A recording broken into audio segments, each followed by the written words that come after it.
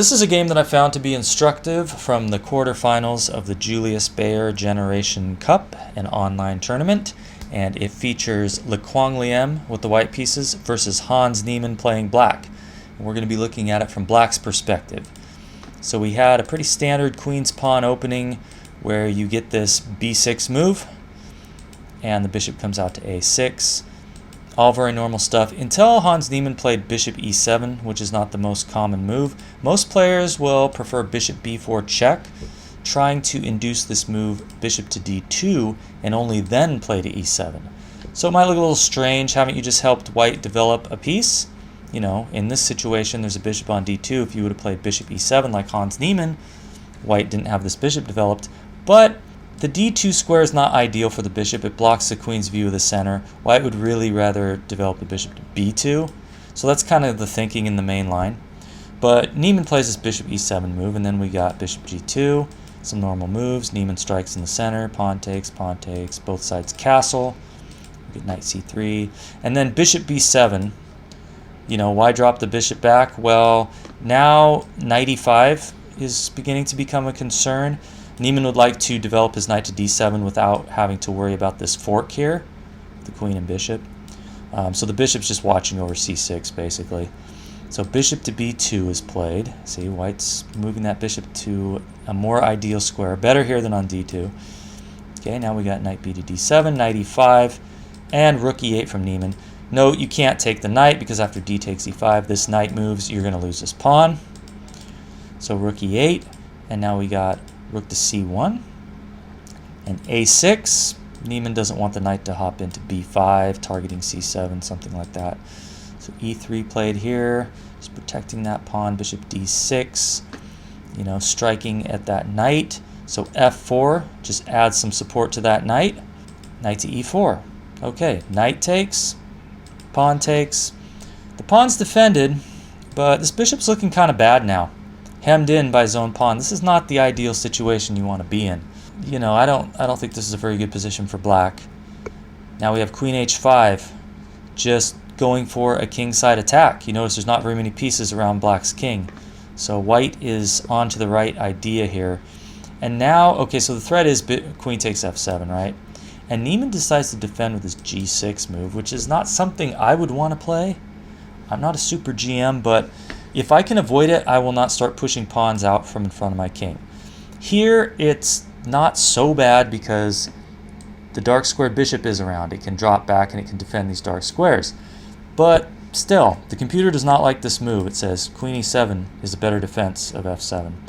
But okay, Niemann decides to do this, and the queen goes to h3. That's a good move, attacking this knight with the knight and the queen. So Niemann just moves the knight to f6, okay. g4, going for the attack. We're going to go f5. We're going to try to rip things open. You know, this pawn, there's something to bite on now. So let's attack. Let's try to open up files. Bishop d5 from Niemann. Okay, that's good. It's protecting f7. Now we got f5, and now knight to d7. Getting out of the way because this file is going to open. And we're looking to eliminate this knight because that's one of white's key attacking pieces, you know, hitting this f7 square. So now Liem takes the knight, which is just throws away the whole winning advantage. He could have had a pretty crushing position if he would have taken the pawn here. Okay, pawn takes. And now, see if you can find the knockout blow. Take a couple seconds, look at the position. What should white play here? Bishop takes e4. It's removing the defense of f7. This bishop defending f7. So, you know, if you try to take that knight out first, bishop d5 check, in between move, you're going to lose material. So you take the bishop, but then the knight comes in here, hits the queen. Okay, that's fine, queen moves. But now you got knight h6 check, and after the king moves, we got rook to f7.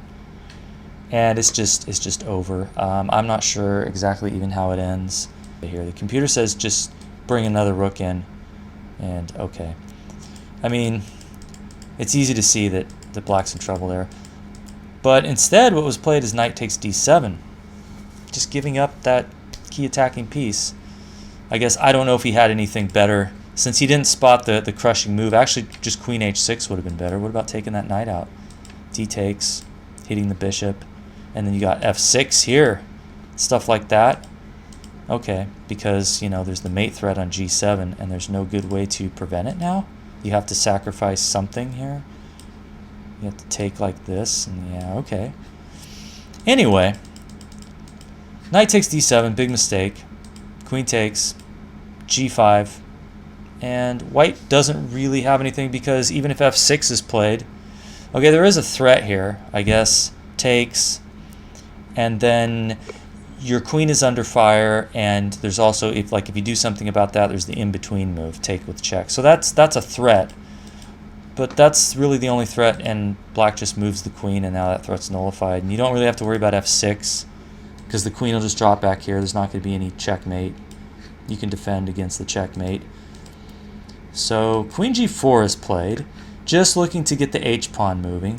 Still is hoping for a winning attack here. And Niemann goes ahead with a5. He's going to counterattack. He's going to try to open a file for his rook over here. And rook c2 is a mistake. This actually swings the pendulum in Niemann's favor. Niemann is actually the preferred side here. It's just too slow.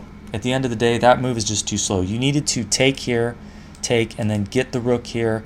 And this is what Niemann wants to do. He wants to play a4, and then you need to attack over here. It's like whose attack is going to get there first, right? You can take here. You don't even worry about that b3 pawn. You just let black have it, and then you go h5. And apparently here, according to the engine, it's roughly equal.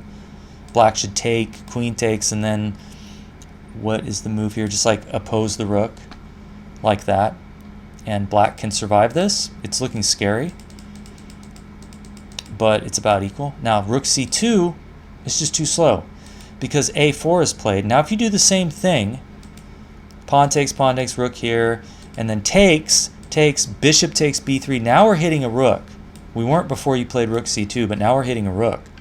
So the rook can come over here, and black has a winning move here that I don't think a lot of players would spot. The most decisive move. See if you can see it. The engine says just simply rook a to d8 because after h4 you can play queen d7 and the queen cannot stay there unless you want to trade queens.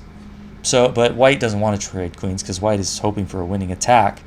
But you move the queen back, and then now we have like bishop g3 apparently. And if the rook moves, we're just taking that pawn and everything's fine. That's a tough move to spot there, though. Rook a to d8.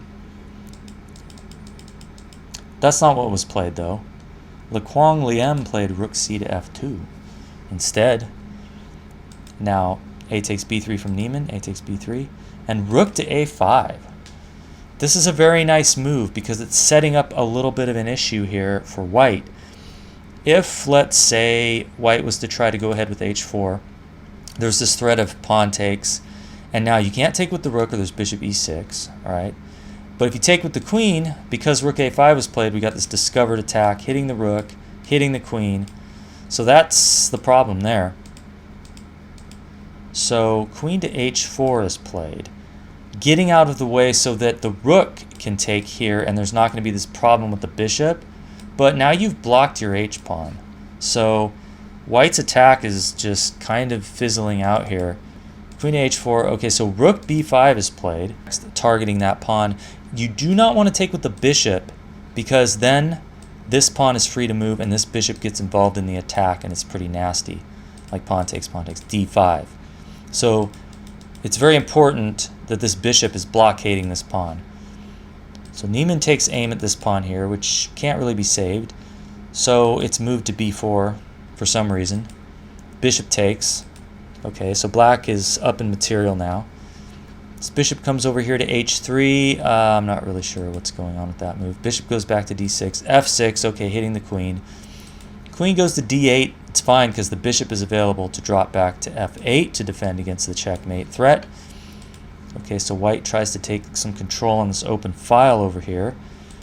Rook b3 is played, targeting e3. So bishop c1 defends, and now we got bishop f8. I guess just a prophylactic move. just to make sure nothing happens to that bishop and it will be able to fulfill its role of defending against this checkmate. That's of utmost importance. Okay, so rook c2 here, c5, just working on getting a pass pawn. Rook to a7 here, getting that rook to a pretty aggressive looking post. C takes d4 by Niemann, and now rook d7 attacking black's queen. If e takes d4, this isn't good because at e3. And how are you stopping this pawn? It's looking kind of scary because rook e1, you're going to go rook b1, attacking that bishop. It's pinned. You try to defend with the queen. We got like bishop b4. And if the queen goes here, bishop b3.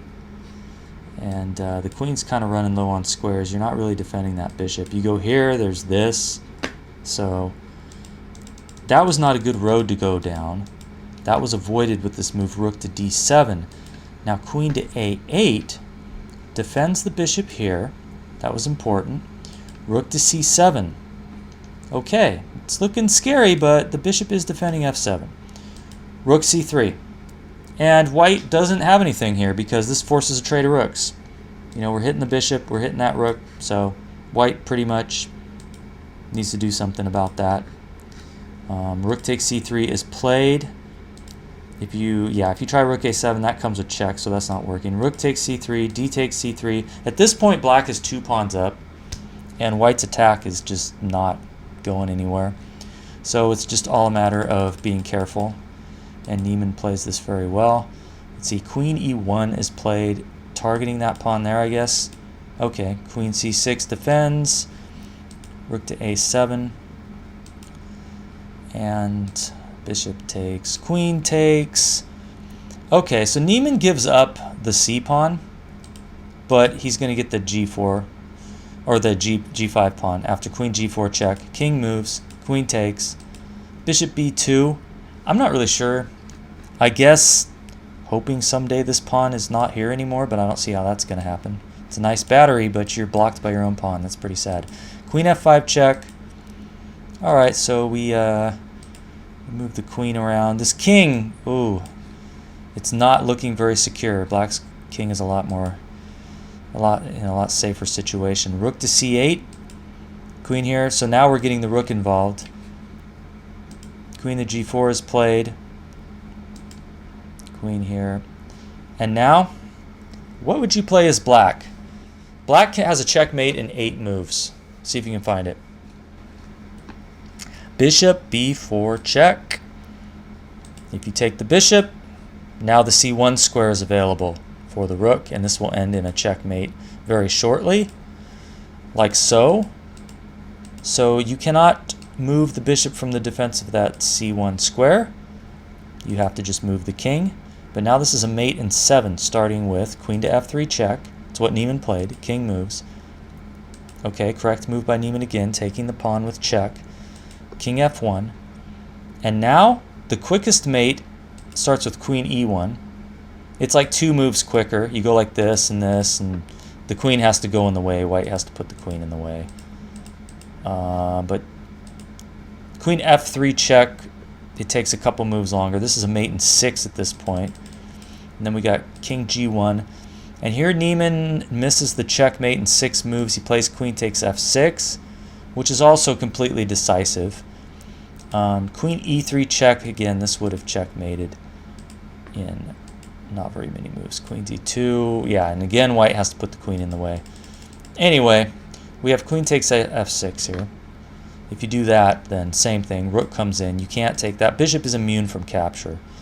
So bishop b2 is played.